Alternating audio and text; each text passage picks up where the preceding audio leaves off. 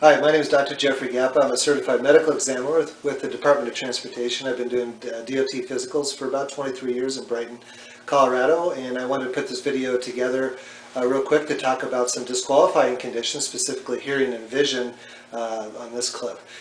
Hearing and vision is often a reason why people fail the exam, so I wanted to talk about that. With respect to hearing, the examiner will be examining you usually in the sitting position. You will need to perceive a forced whisper on both ears of greater than or equal to 5 feet. So the examiner will be on one side of you with your opposite ear covered and will whisper something like 18, and you will need to pick up on that number and report back to the examiner. If you fail that in one or both ears, you will need to do an audiometric potentially do an audiometric study, which is with the headphones. And if the headphones are used, you need not have a average decibel loss of 40 decibels or greater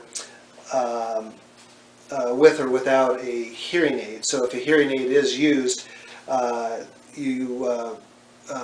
for testing, you must always use a hearing aid when you're also driving. But if a hearing aid is used, there's special testing that needs to be done, and you need to know that because it often saves a lot of time if you can get that the audiometric evaluation done at a facility that has the special equipment to do that. So if you suspect that you're having any hearing problems at all with the hearing aid, make sure you get that study done before you come in for your evaluation with the appropriate paperwork.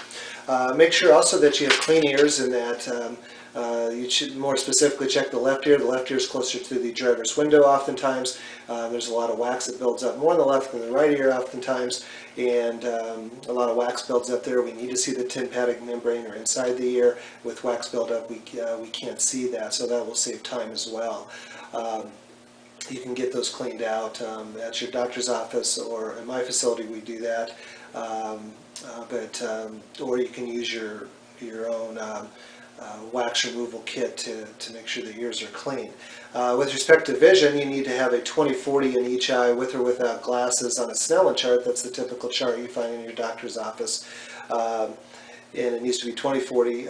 If your vision's corrected in both eyes, you need to have both eyes at a 20/40. So 20/40 is the magic number. Also, the examiner will be examining the field of vision, a horizontal field of gaze that is at 70 degrees, no less than 70 degrees in both eyes. You'll need to distinguish between red, green, and amber on a color wheel. It's a pretty simple test that most people do quite well with. You need to have, if you have corrected vision in one or both eyes, with like a contact lens, that's called monocular vision, and that will not get you through the examination.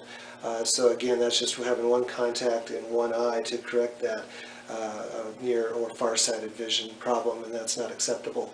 I hope this information helps.